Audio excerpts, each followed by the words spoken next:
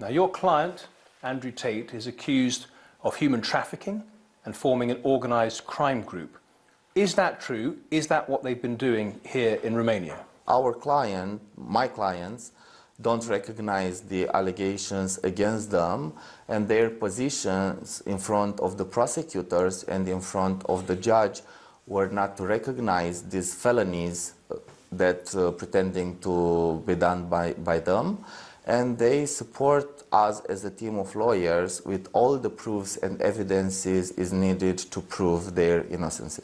The prosecutor is quite a well-established person and would not have brought this case if they didn't have the evidence. Legally, yes, but we are now in a phase of investigation. Is not a public phase of a trial. And we are not talking in this moment if the defendant is guilty or is not guilty regarding a felony. We are now in a phase that the prosecutors didn't finish the investigation, and I think that it's very early to talk about if we have a case or we don't have a strong case. The prosecutor has also the possibility not to send this case in the court to be judged. The prosecutor says 6 alleged victim properties. Now, were these women being held there and exploited? From our point of view and from the position explained by our client, I will say definitely no.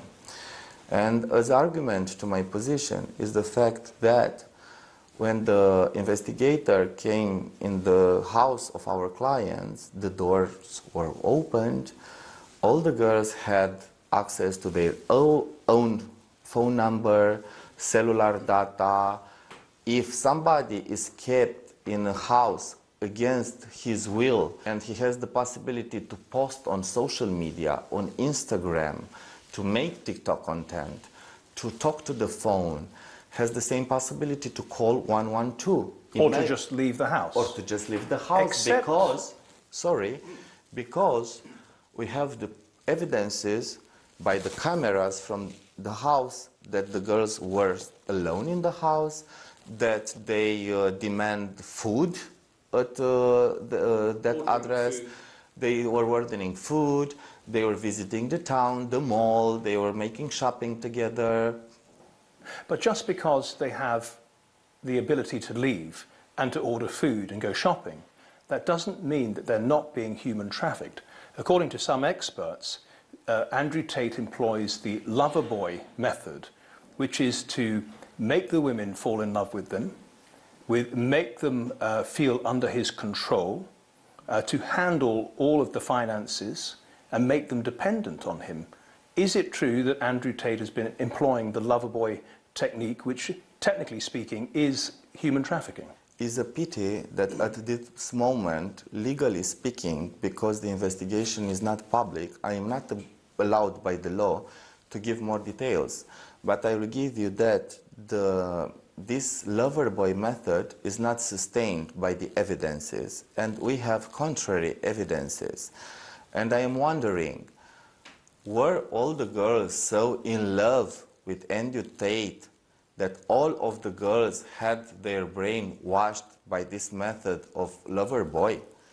But as his lawyer, are you aware of the numerous bits of video evidence that are out there on YouTube and elsewhere where your client talks very explicitly about how he controls the women who work for him? It's very clear from the public record that he's already talked about the lover boy technique and how to control and manipulate these women. Okay. I don't know by heart all the videos of Andrew Tate. We are now in a phase that we have to prepare other type of defendings for our clients. But I wondering myself, are we talking about the real Andrew Tate on those videos, or are you talking about a character? Because from my point of view, as you know, nowadays a lot of people are posting content on internet just to sell an image, a character. I am not sure that we are talking about the real person, Andrew Tate. In previous videos, we have seen your client Andrew Tate boasting of being able to pay off the Romanian criminal justice system. So is that the intention for Andrew Tate now that he's actually, in jail? Is he going to try to buy off the Romanian criminal justice system? For sure, no. As a lawyer, I can say a big no. A big no. He's going to have to go through... And I don't want to comment anymore because I don't know the statement of my client, this declaration of my client. But again, you might think that that's just him playing a character. It is possible. It is possible. When your client was arrested, he said very enigmatically, "The Matrix has sent their agents to get me. The Matrix has attacked me." Can you explain what he means by that? I also don't know. I heard the story of Matrix, but I don't know. I have a serious profession and I didn't ask my client about this Matrix story because I think that is about something on media platforms or internet platforms. Well, and I don't know about this story with Matrix. He thinks there is a global system that includes big tech and governments and so on that is trying to control and inhibit the way pretty much everyone lives, and that he has been targeted by them. Some people might even call it the deep state, if you like. He has been targeted by them because he is trying to emancipate young men. Now, do you believe that as his lawyer? I don't believe that, and I think that if you are talking about my client beliefs, you should ask him at the proper time about this matter. This matter, it doesn't have to do anything with my activity as lawyer. Just a final question then. I know you visit your client perhaps twice a day sometimes. How is Mr. Tate doing? He is not very well.